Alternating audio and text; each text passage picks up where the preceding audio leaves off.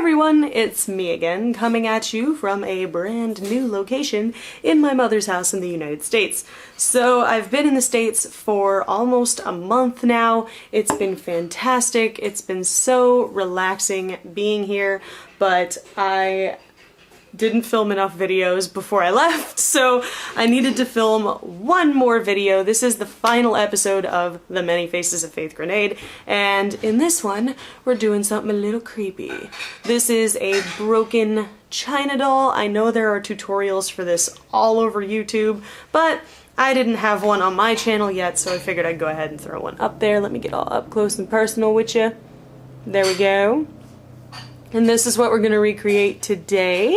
I really liked how the first one came out. I posted a picture on Instagram and on Facebook, and you guys seemed really receptive to that. A lot of you wanted a tutorial on this, so here you are.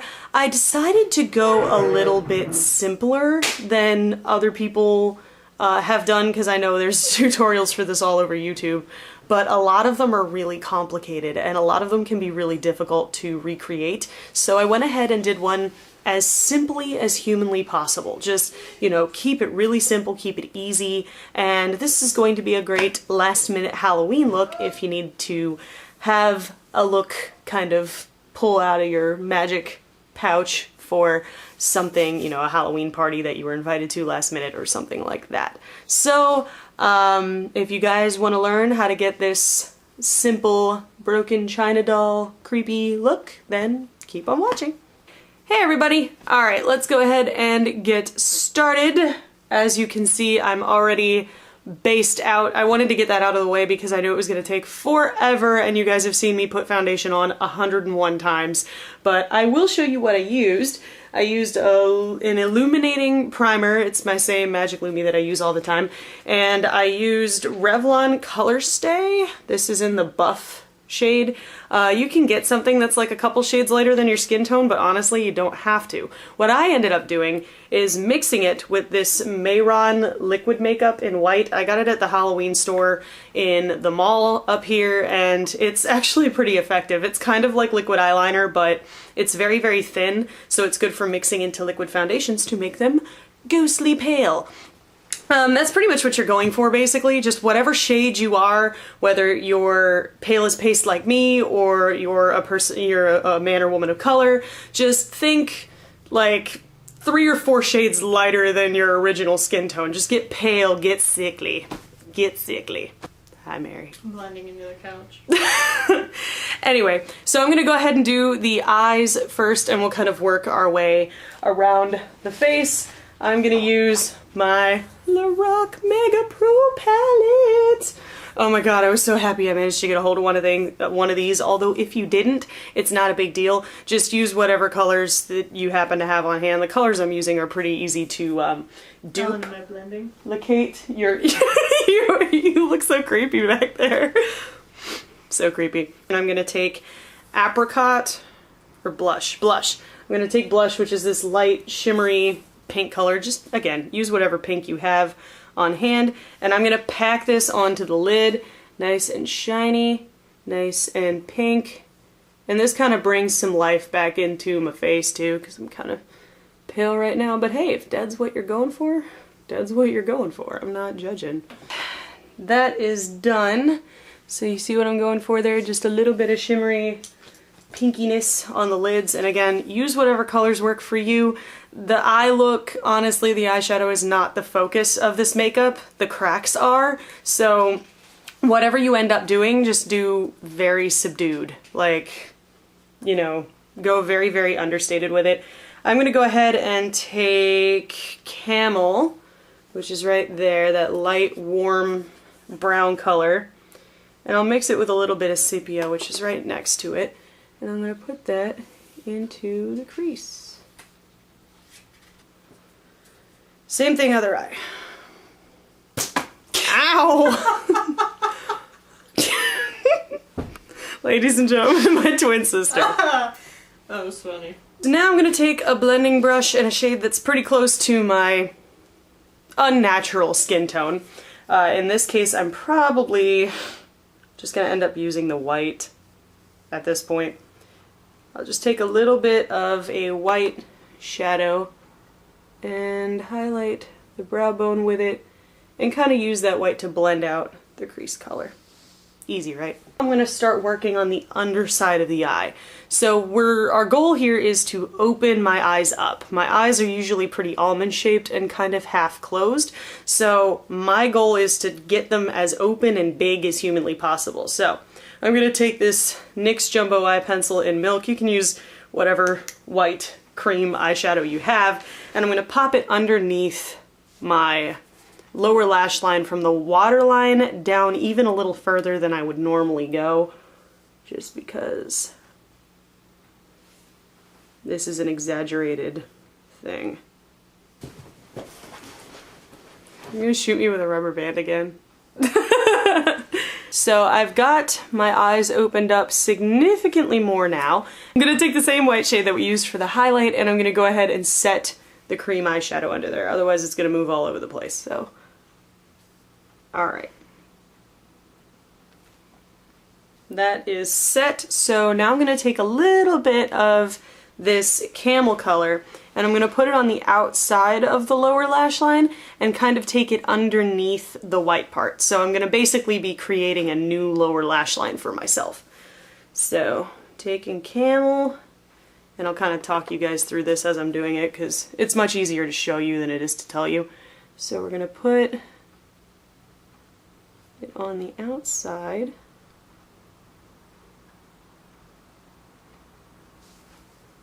And that's just to round my eye out a little bit. And then I'm going to take it beneath the white.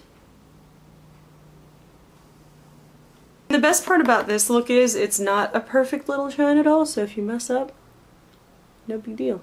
Eyeshadow portion of this is pretty much done. I'm not going to put any mascara on my lower lash lines, just gonna do the upper. Because we did all that work to create a lower lash line, I don't want to get rid of any of that. I'm using a new mascara, by the way. It's the L'Oreal Telescopic Carbon Black mascara. A friend of mine, Crystal, recommended it to me, and I'm digging it so far. Pretty cool. You can add fake eyelashes if you want to. I'm probably not going to for this just because, I don't know, my lashes look fine the way they are without them. So, I finally got the Benefit Cheeky Sweet Spot palette. This is such a cute little blush palette. It's got a bunch of Benefit box powders in it. Really, really excited to keep using this. So we're looking for big rosy pink cheeks, so I'm gonna go ahead and take Bella Bamba, which is in the center at the top here. It's a bright pink, nothing I would ever normally wear in my day-to-day life, but I'm gonna take this and put this directly on the apples of the cheeks, which I also never do. And we're gonna cake this mofo on. Hi, Mom!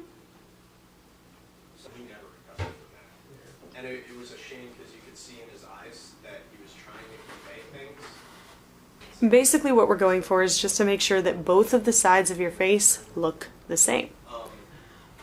The Amish made shirts they have there. Same level of pigmentation, same placement, same blend. Blush is pretty much done. That's how it looks. No contour needed with this. Hi, honey.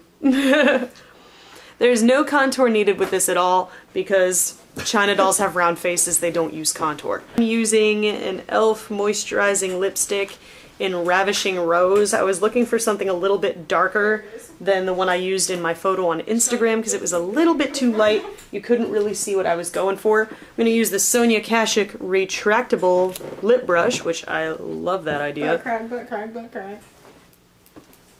And I'm just going to take this right off the bullet and paint my lips so they're smaller. I've already put foundation on my lips, so they're pretty much gone. And I'm just going to kind of draw in new ones.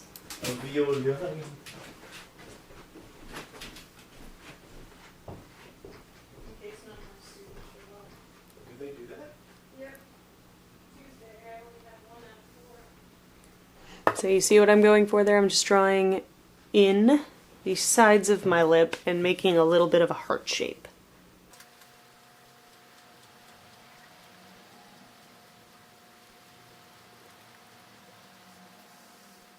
My lips are so dry right now, but that's okay.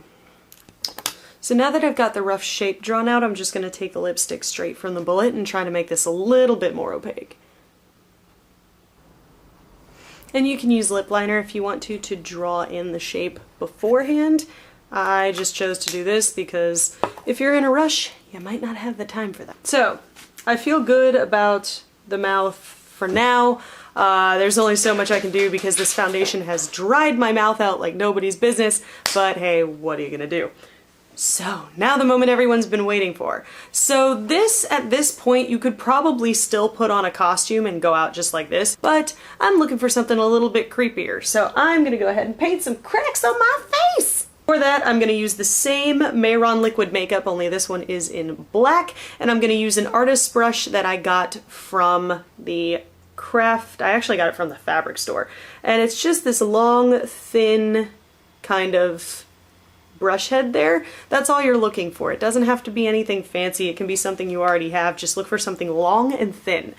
So I'm basically going to take as little of this liquid makeup as humanly possible and just kind of streak a line down my face using the lightest hand humanly possible. Because you can always add more, but it's really tough to take away. So this already has like a little nail polish brush in it, but that is way too big. So I'm going to go ahead and just take a little bit off the brush. Right there. Use your mirror.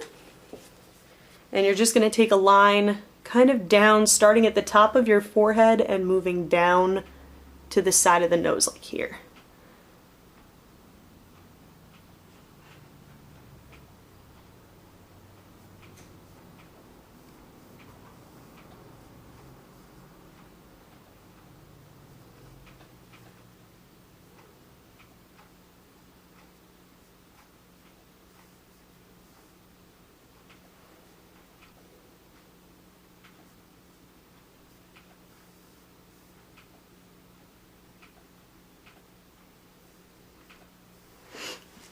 So you can see I've got a little bit of a thicker spot up there, but I'll fix that in a minute.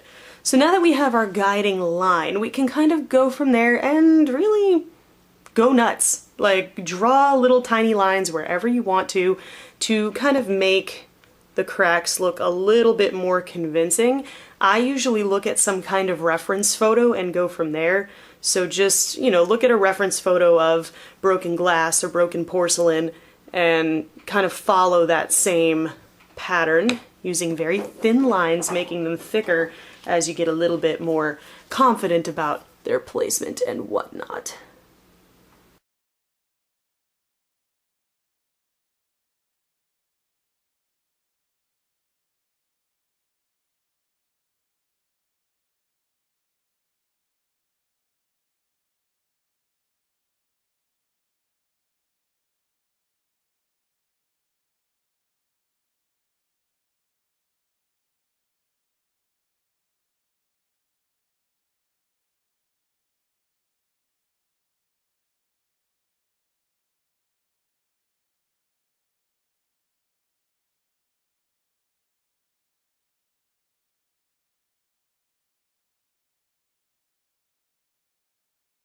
Now that I've got the cracks roughly mapped out, I can go ahead and take that paint again and kind of darken in the spaces that I want darkened in.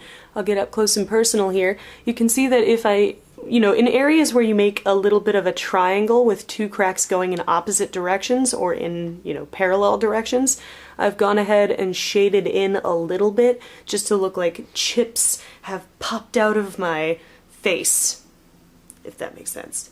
And you can put as little or as many cracks as you like. The photo I have on Instagram is, you know, pretty simple, only a few cracks. I added a few more in this time just to kind of really drive the point home. Just remember to use a really, really light hand and really thin lines. And as you can see, you know, if I have a little bit too much product on my brush, I just go ahead and dab it in on the back of my hand and just kind of go from there. Now, if you do mess up, you'll notice I kind of, you know, would smudge my forehead every once in a while, because if you do mess up, or you do, you know, put a crack where you don't want one, just go ahead and wait for the paint to dry and then just kind of flake it off. It comes off pretty easily, and worst case scenario, you can always use a makeup wipe and just reapply your foundation. That's why I usually recommend, when you're doing something like this with a completely different foundation color, mix a little extra just in case you mess up, because it's a little bit more difficult to correct, but it is doable as long as you have extras of the color that you're using. I feel like Bob Ross right now with my little paintbrush. Are you painting happy little trees? I'm painting happy little cracks in my face. Just went ahead and combined that big kind of triangle in the middle. Looks a little bit better that way. And I'm just going to fill it in pretty dark. And I mean, you can do highlight and shading and stuff if you want, but I know normally I don't really have time for that, so I just kind of work with what I've got here. And every so often you can just kind of step back and look at the whole picture and see, you know, how your crack spread is going. Is there anything that you need to add? Anywhere you need to thicken up or thin out? You know, just sitting on the floor, this is a lot harder to do than if I was in the bathroom, because at least in the bathroom I can kind of steady my hand, but I kind of put my knee up and I'll just steady my hand on my knee or on the palette I'm using as a mirror and just kind of go from there, and that helps keep my hand from shaking. Just kind of start drawing branches on your happy little broken face.